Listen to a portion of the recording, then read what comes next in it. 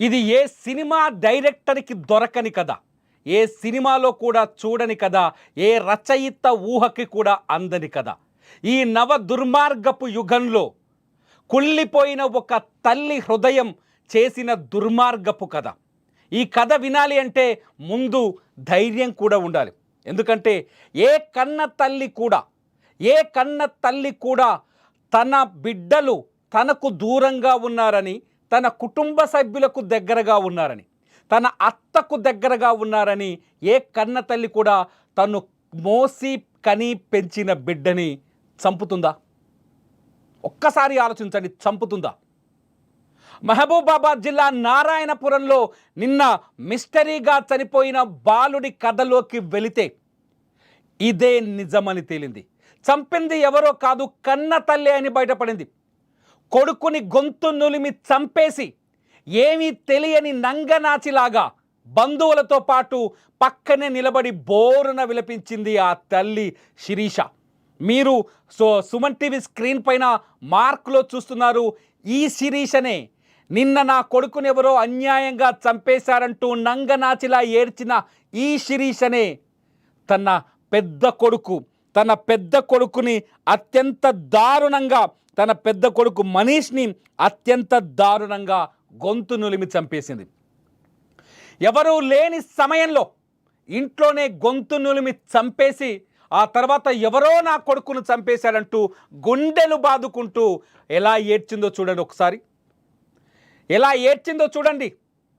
నా కొడుకును ఎవరో చంపేశారంటూ పక్కనే ఉన్న నాన్నమ్మ ఏడుస్తుంటే ఈమె కంటి వెంట నీటి చుక్క కూడా కారలేదు. అప్పుడే డౌట్ వచ్చింది పోలీసులకి. పక్కనే ఉన్న నాన్నమ్మ, ఆ మనీష్ నాన్నమ్మ ఏడుస్తుంటే కన్న తల్లి కళ్ళలోంచి ఒక్క నీటి బొట్టు కూడా రాలేదు. అక్కడే పోలీసులకు అనుమానం వచ్చింది. చూడండి ఎంత నంగనాచిలాగా ఇంటి బయటకు వచ్చి కూర్చొని అందరి ముందు, జనం ముందు ఏడుస్తూ అతి పెద్ద డ్రామాకి తెరలేచిందో. మామూలు డ్రామా కాదు ఇది. అసలు ఏం జరిగింది? ఎందుకు ఈ తల్లి శిరీష చూడండి, ఆమె కొడుకు చనిపోవడంతో అనారోగ్యం పాలితే ఆసుపత్రికి కూడా తీసుకొచ్చారు ఆ కుటుంబ సభ్యులకు. పాపం ఆ కుటుంబ సభ్యులకు తెలియదు అసలు హంతకురాలు కన్న తల్లి ఆమె చంపేసిందనే విషయం. ఆ భర్తకు తెలియదు మనీష్ గొంతు నులిమింది ఆమె కన్న తల్లి అని. పాపం మనీష్కి తెలియదు నన్ను నవమాసాలు మోసిన నా తల్లి నన్నెందుకు చంపుతుందని ఆలోచించాడు బాలుడు. 6 ఏళ్ల వయసున్న మనీష్కి తెలుసు హత్య చేసే వాళ్ళ నుంచి దూరంగా ఉండాలని. కానీ కన్న తల్లి హత్య చేస్తుందని ఆ బాలుడు ఊహించలేకపోయాడు. ఎవడు ఊహిస్తాడు ఈ లోకంలో? ఎవడు ఊహిస్తాడు చెప్పండి? కన్న తల్లే తన సొంత బిడ్డ గొంతు నులిమి చంపేస్తుందని మీలో ఎవరైనా ఊహించగలరా? మహబూబాబాద్ జిల్లా నారాయణపురంలో జరిగిన ఈ సంఘటన 2 రోజులుగా 2 తెలుగు రాష్ట్రాల్లో సంచలనంగా మారింది. పోనీ ఒక్క బిడ్డ కాదు, ఈ శిరీషకి అట్లాగే శిరీష భర్త ఉపేందర్కి మధ్య మంచి సాన్నిహిత్యమే ఉంది, ఇబ్బంది ఏమీ లేదు. శిరీషకి ఉపేందర్కి మొత్తం 3 కొడుకులు ఉన్నారు. ఈ 3 కొడుకులకి ఒకడు చిన్నోడి పేరు వచ్చి నిహాల్, పెద్దోడి పేరు వచ్చేసి మనీష్. ఇప్పుడు నిహాల్, మనీష్ ఇద్దరు చనిపోయారు. 3వ బాలుడు కూడా ఉన్నాడు, అతని పేరు చెప్పడానికి ఇష్టం లేదు. మిడిల్లో ఉన్న 3వ బాలు కూడా 3వ వాడు కూడా ఉన్నాడు, వాడి పేరు చెప్పడానికి ఇష్టం లేదు ఇక్కడ. ఎందుకంటే నిహాల్ సంవత్సరం క్రితమే ఈ కసాయి తల్లి చేతిలోనే దారుణ హత్యకు గురయ్యాడు. ఇదిగో ఈ ఫోటోనే సాక్ష్యం. నిహాల్ హత్య వెనుక తన భార్య హస్తముందనే విషయం గడిచిన 1 ఏడాది కాలంగా భర్త ఉపేందర్కు కూడా తెలియదు. ఎలా చనిపోయాడో తెలుసా? 1 ఏడాది క్రితం నిహాల్ నీటి సంపులో పడి, ఇంట్లో ఉన్న నీటి సంపులో పడి ప్రాణాలు కోల్పోయాడు. అవును, 1 ఏడాది క్రితం ఒక్కసారి కాదు, నిహాల్ 2 సార్లు 3 సార్లు నీటి సంపులో వేసింది నిహాల్ని చంపడానికి. కానీ ఫ్యామిలీ మెంబర్స్ ఆ పరిసరాల్లో ఉండడంతో నిహాల్ని వాళ్ళు కాపాడారు, ప్రాణాలతో బయటపడ్డాడు. చివరికి 4వసారి వాడిని నీళ్ళలో తోసి ఆ పసిబిడ్డని ప్రాణాలు బలి తీసుకుంది ఈ పిశాచి తల్లి, ఈ రాకాసి తల్లి, ఈ పిశాచి తల్లి. తల్లి పిశాచి అంటే పిశాచి అని చెప్పాలి ఇక్కడ. నిహాల్ని ఆ ఇంటి నీటి సంపులో వేసి చంపేసి అమాయకురాల్లాగా ఇప్పుడు ఏడుస్తుంది. ఆ రోజు భర్త ఎవరైతే ఉపేందర్ ఉన్నారో ఉపేందర్కి తెలియదు హంతకురాలు నా భార్య అని తెలియదు. ఆ ఉపేందర్కి పాపం హంతకురాలు నా భార్య అని తెలియదు.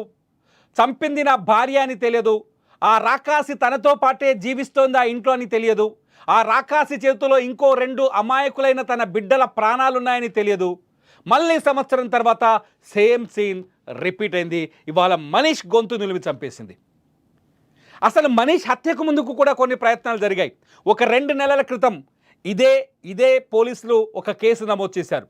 ఏం జరిగిందంటే, గుర్తు తెలియని వ్యక్తులు ఈ మనీష్ గొంతు కోశారని ఒక కంప్లైంట్ వచ్చింది. ఒక 2 నెలల క్రితం గుర్తు తెలియని వ్యక్తులు ఎవరో మనీష్ని చంపడానికి ప్రయత్నించారు. అతని గొంతు పైన కత్తి ఘాట్లు కనిపించాయి. దీంతో పోలీసులు కేసు నమోదు చేసి ఇంకా దర్యాప్తు చేస్తున్నారు.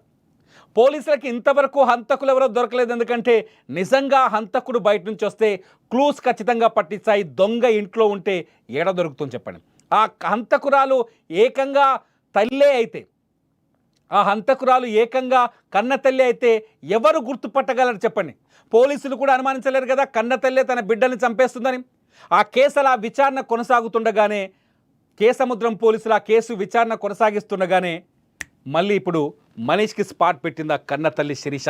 కన్న తల్లి కదా, రాకాసి తల్లి శిరీష. నిన్న మనీష్ని 2 రోజుల క్రితం మనీష్ని అత్యంత దారుణంగా చంపేసి ఏమీ తెలియని నంగనాచిలా ఏడుస్తూ కూర్చుంది. చూడండి, ఈ విజువల్ చూడండి, మీకు అర్థమవుతుంది. ఏమీ తెలియని నంగనాచిలా ఏడుస్తూ కూర్చుంది. దీంతో ఆ అమాయకుడైన భర్త, ఒకసారి ఆ భర్త మాటలు వినండి. ఆ అమాయకుడైన భర్తకు తెలియదు చంపింది తన భార్య అని.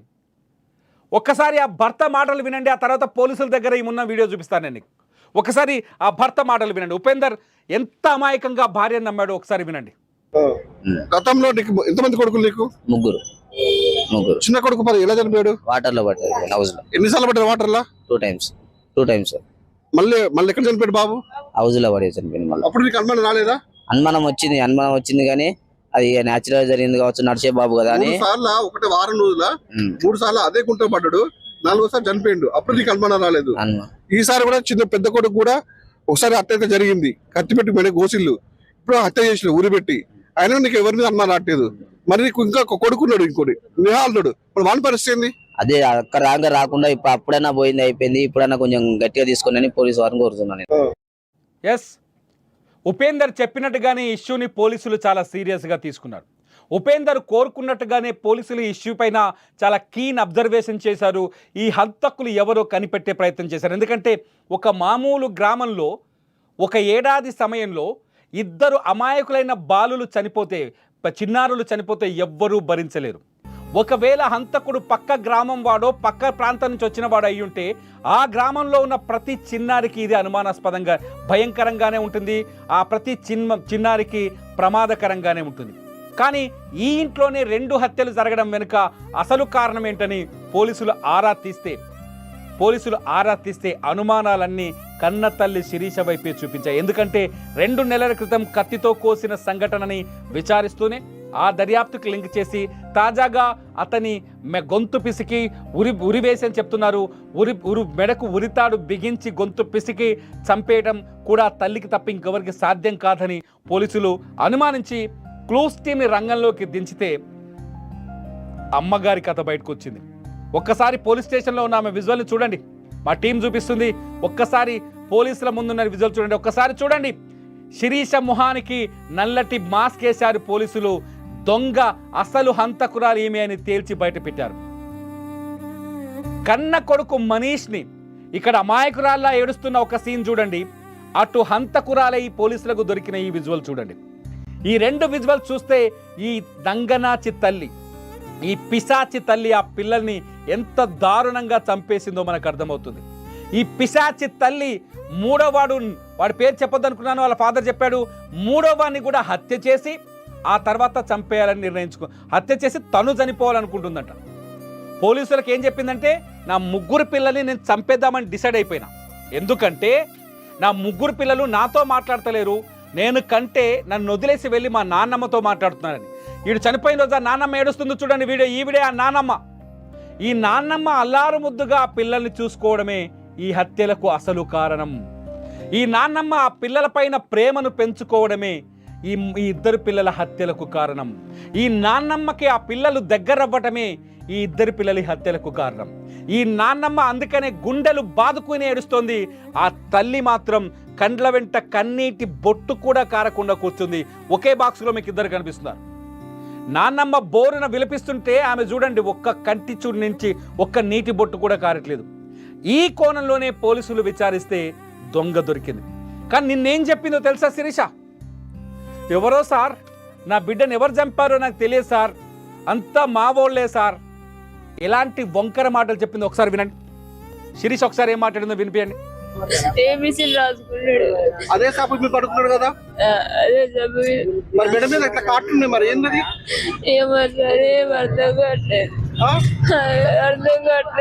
అనుమానం ఉంది ఎవరి మీద? గమనించలేదు సార్. మీకు ఎవరి మీద అనుమానం? ఇప్పుడు అనుమానం ఎవరి మీద? అందరు మా వాళ్ళే సార్. అందరు మా వాళ్ళు ఎట్లా మరి? గతంలో కూడా జరిగిందా ఇట్లా? మరి ఇప్పుడు ఎట్లా మరి? ఏం చెప్పుకోరా మీరు? ఇప్పుడు ఇద్దరు కొడుకులు చనిపోయారు, ఇంకొక కొడుకున్నాడు మరి మీకు వాన్ పరిస్థితి మరి. ఆ క్షణంలో ఆమె మనసులో ఉన్న మాట ఏందో తెలుసా? సుమన్ టీవీ రిపోర్టర్ నీ మూడో కొడుకు పరిస్థితి ఏంటని అడిగినప్పుడు ఆమె మనసులో ఉన్న మాట ఏంటో, ఆలోచన ఏంటో తెలుసా? వాడిని కూడా 2-3 రోజుల్లో చంపేసి నేను ఆత్మహత్య చేసుకుంటా అనే ఆలోచన. ఎందుకంటే పోలీసుల ముందు ఇదే విషయాన్ని చెప్పింది శిరీష. పోలీసుల ముందు ఇదే విషయాన్ని చెప్పింది ఆ శిరీష. అన్యాయంగా అబ్బన్ సుబ్బన్ తెలియని కన్న బిడ్డల్ని అత్యంత దారుణంగా చంపేసిన ఈ పిశాచి తల్లి ఇప్పుడు కటకటాల వెనక్కి వెళ్ళింది. కానీ చట్టం వేసే శిక్ష ఈమెకు సరిపోతుందా? ఏం పాపం చేశారు? ఆమె కడుపున పుట్టడమేనా ఆ ఇద్దరు పిల్లలు చేసిన పాపం? ఏం పాపం చేశారు? ఎవరైనా పిల్లలు లేని వాళ్ళకిచ్చిన బిడ్డలు చాలా గొప్పగా బతికేవాళ్ళు. ఏం పాపం చేశారు? నాన్నమ్మని ప్రేమించడమే తప్ప. ఏం పాపం చేశారు? బంధువులతో కలివిడిగా ఉండటమే తప్ప. ఏం పాపం చేశారు? ఈమెతో ఎక్కువసేపు గడపకపోవటమే తప్ప. ఈ దుర్మార్గమైన సంఘటన గురించి చెప్పాలి అంటే నాకు మాటలు కూడా రావట్లేదు, బాధ కలుగుతోంది. ఈ పిశాచి తల్లిని ఎలా శిక్షించాలి? నేను ఎందుకింత బలంగా చెప్తున్నాను అంటే, ఏ తల్లి కూడా ఈ భూమి మీద జంతువు కావచ్చు, పక్షి కావచ్చు, ఆఖరికి విష సర్పం కావచ్చు, ఒక పాము మాత్రమే తన పిల్లని కొరుకు తింటుంది, గుడ్లు తన పిల్లని. పాము లాంటి ఈ మనిషి, పాము లాంటిదే ఈ శిరీష. ఈ భూమి మీద వేరే ఏ జంతువు తన పిల్లల జోలికి రానివ్వదు ఇంకొక వ్యక్తిని. కానీ సొంత బిడ్డల్ని కేవలం పాము ఒకటి కొరుక్కు తిని చంపేస్తుంది. సేమ్ అదే ప్రయత్నం చేసింది, అదే పని చేసింది శిరీష. సర్పం లాంటి ఈ శిరీషని ఎలా శిక్షించాలి?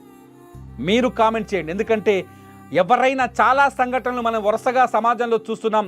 ప్రియుడి కోసం భర్తను చంపడం, ప్రియుడి కోసం పిల్లల్ని చంపేయటం, లేకపోతే వివాహేతర సంబంధం కోసం ఇంకేదో చేయటం, అత్త దగ్గరికి పిల్లలు ఎక్కువగా వెళ్తున్నారనే ఆగ్రహంతో అక్కసుతో ఏకంగా ఇద్దరి పిల్లల్ని ఒకటి సంపులో పడేసి చంపేయడం, ఇంకొకటి గొంతు నిలిపి చంపేయడం.